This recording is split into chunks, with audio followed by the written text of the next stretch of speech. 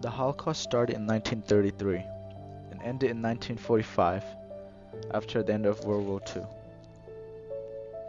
Hostility and prejudice against the Jewish population increased and later led to a high anti-Semitic view in the European continent.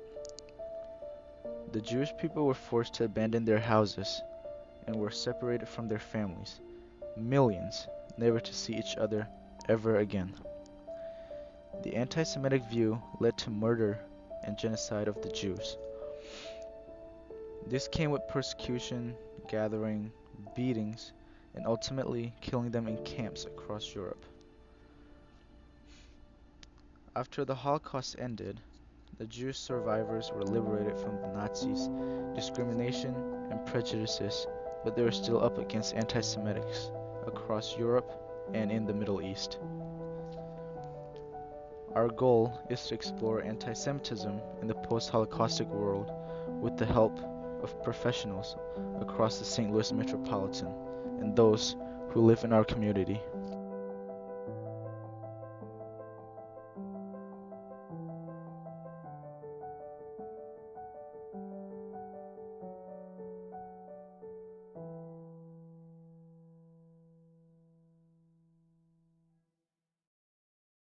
Our first plan was to go to the Holocaust Museum, which is called the Holocaust Museum and Learning Center, located on the Jewish Community Center campus in Creve Coeur, to learn about our new topic.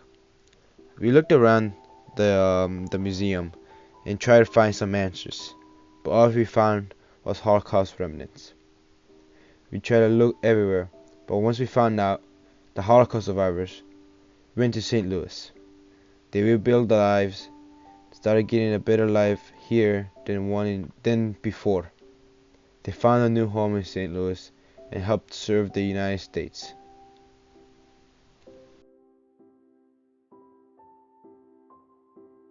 So, first of all, what is anti-Semitism in general?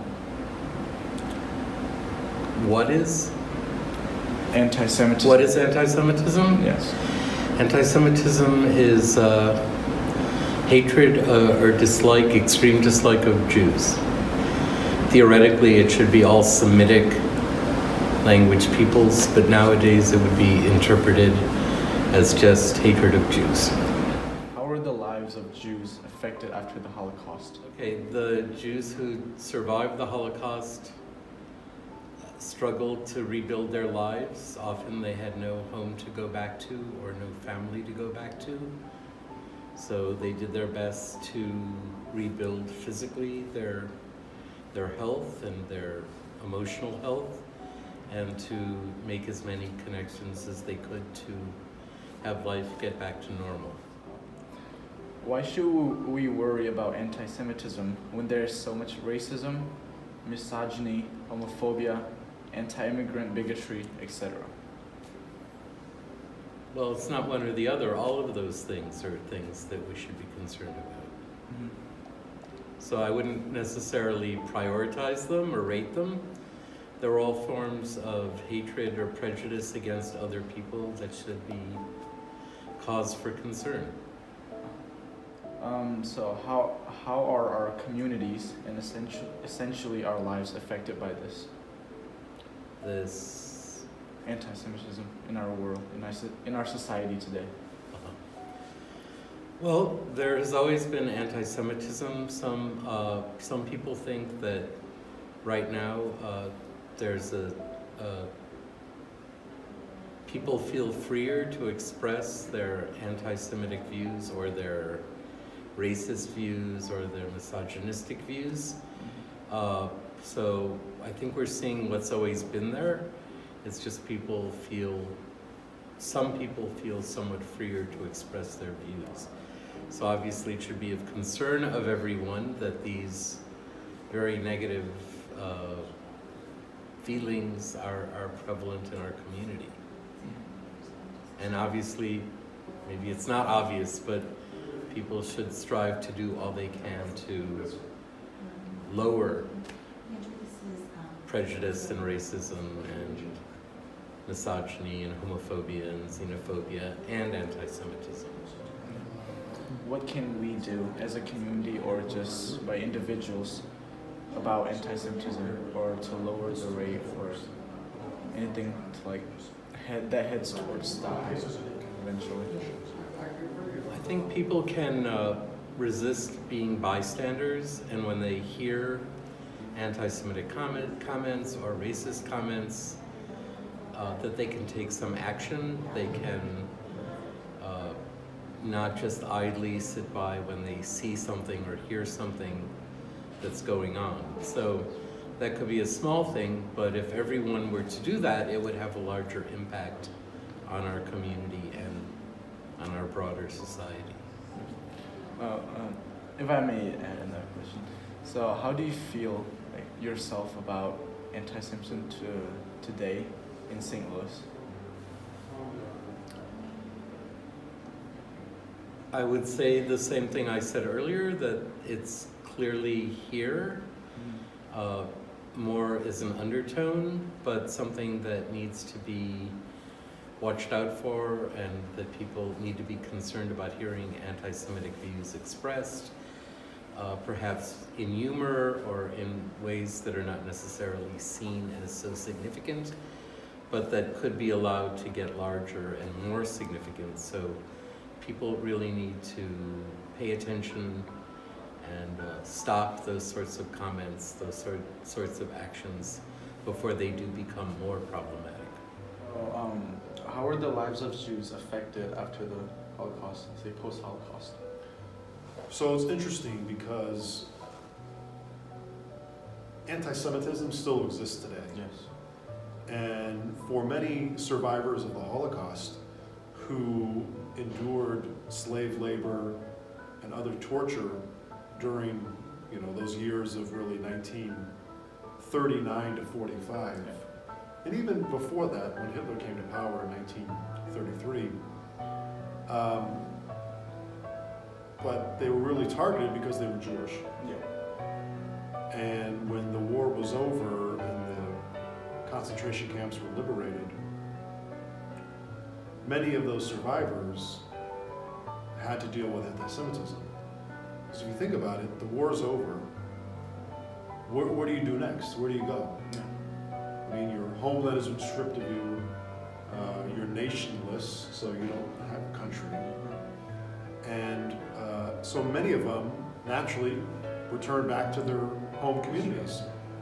And there's many, many accounts of Holocaust survivors going back to their hometowns and really facing anti-Semitism. And many were actually killed. So those years were extremely tough for survivors because they had nowhere to go. They were still hated. And, you can imagine as an individual, it was very tough. Yeah. Why should we worry about anti-Semitism in particular when there is so much racism, misogyny, homophobia, anti-immigrant bigotry, especially today, etc.? Sure. So, I don't really believe that there's a hierarchy of hatred. Mm-hmm. Anti-Semitism is terrible, racism is terrible. So, any kind of hate, we as citizens should be concerned about. And, the saying after the Holocaust was never again. Never should we let something like this happen. Unfortunately, it's still happening today. It's happening in Africa, different genocide, happening in South America, places in Europe, and even the hatred that's here in the United States is so terrible. So we should always be concerned about anti-Semitism and racism and other kinds of hatred, because there's no need for hatred. I mean, we've got so many problems in this world, and so many of them we can fix. Yeah. So it's just, it's a great question, but any kind of hatred, we as citizens should be concerned about and focused on really how do we as individuals fix the problem. And I think that's a huge lesson that we have instilled in our visitors here at the Holocaust Museum and Learning Center is that, you know, you can't be a bystander. If you see something going on in this world, and you don't like it, you've got to stand up and take action. And I think, you know, that's a huge lesson that I would instill in young people like yourselves, is that you can't just stand idly by, because look what happened during the Holocaust. Yeah. Individually, how do you think we should approach anti-Semitism in our societies and in communities? Sure. So, you know, I think it's interesting that, you know, the Jewish people were a minority, so we're not, you know, we're a small percentage of the population. And I think it's interesting, like what you're doing is you're here and you're learning about the Holocaust and you're learning about Judaism in a way. You're speaking to someone who's Jewish. So any kind of, you know, misconceptions that you may have about the Jewish people, I think the perfect example is you're here and you're learning about Judaism in a way.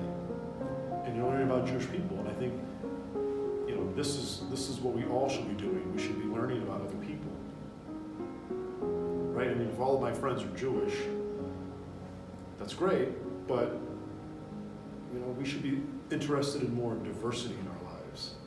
And I think that's how we as individuals should, you know, should be tackling these kind of issues.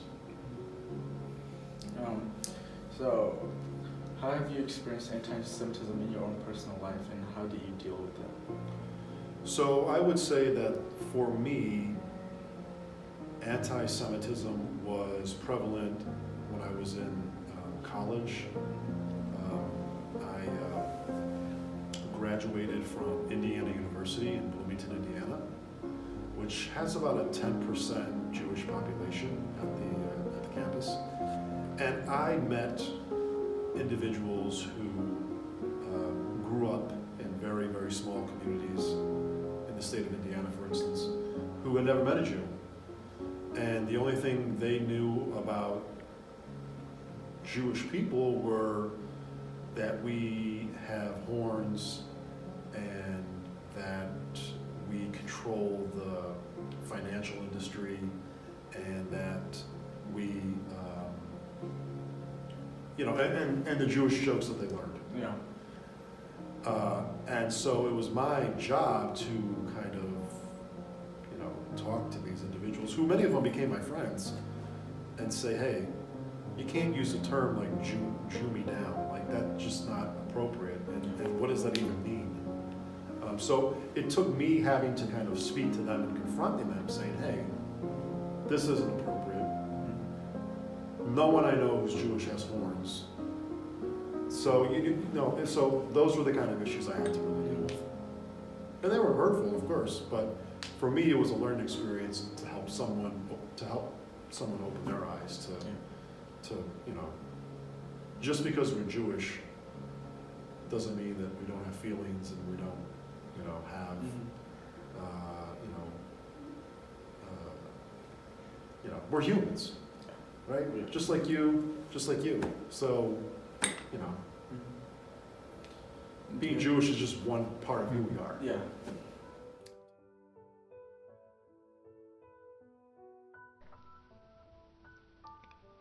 Racism, anti-Semitism, or any kind of hatred in general is bad, because it's hatred against other people because of their culture, their skin color, or any sort of things like that. We were all created in the image of God, hence we are all created equals. I think that everyone should work together to solve the problems ahead of them and not hate each other. Just try to work things out. What do you think about racism or any kind of hate against a group of people? ¿Quieres que te hable en español? Racismo desafortunadamente es una palabra difícil para todos nosotros, más que venimos de un país donde venimos a buscar una mejor vida, estilo de vida. Y sí, sí hay racismo, racismo en todas partes, racismo desde los blancos con los negros, que se dice así, o los morenitos, con todo tipo de culturas, y hay racismo para todos nosotros los inmigrantes que venimos a este país. Pero yo siempre he aprendido y te he dicho, Rubencito, que el racismo hay que saberlo superar. No nos debemos sentir inferiores a nadie, porque Dios nos ha dicho que todos somos humanos. Y ¿sabes qué? Que yo siempre he practicado esto. Jesús vino a decir en su nuevo mandamiento que nos amáramos los unos a los otros como Él nos amó. Y para mí racismo no existe, porque si Dios nos mandó a que nos amáramos, no importa el color, ni la raza, ni de dónde somos, sino que todos nos veamos como hijos de Dios. What are your thoughts on racism? Well, this problem has been for many years in the past. Today, it's been more tense because people is more sensitive just because other people is different color of the skin.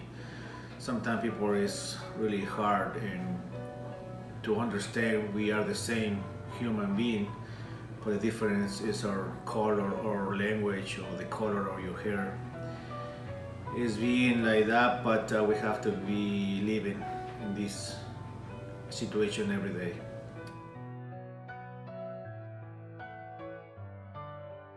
As we approach the end of our documentary, we will end with our perspective and views on anti-Semitism in the post-Holocaust world. As well, we will talk about racism and as well hatred or opinions on other groups of people. As, what are you, 16, 17 years old? Yeah. Have you experienced any kind of situations where anti-Semitism has been brought up? I think Family Guy, right? Oh, okay. Family Guy. So the character Bert. So when I first watched it, I thought it was really funny because I didn't know anything about anti-Semitism or anything at that time, and making those stereotypical Jewish jokes, I thought they were really funny. But then after this project and more research, I was really really sad and ashamed of myself for laughing at it or making jokes out of it. So that was really one of my most hurtful experiences. Yeah, interesting. So, as jokes, we joke around about this, about how Jewish people are like this and that. But then, including in the media as well, especially in Family Guy or any show out there that jokes around about Jewish people. And that still shows how anti-Semitism is still alive and still growing maybe. And hopefully we can stop it, or well, I don't know if stop it, maybe more it's just hard to change someone's opinions. It's really hard. It's really hard, especially as me as a minority as well. It's just difficult to change on a person's opinions on you or on different race or different culture. And so hopefully as society and as a world together we can hopefully change our perspectives and not judge each other, maybe live together. Wonderful. Yeah, I applaud both of you for what you do. Thank you.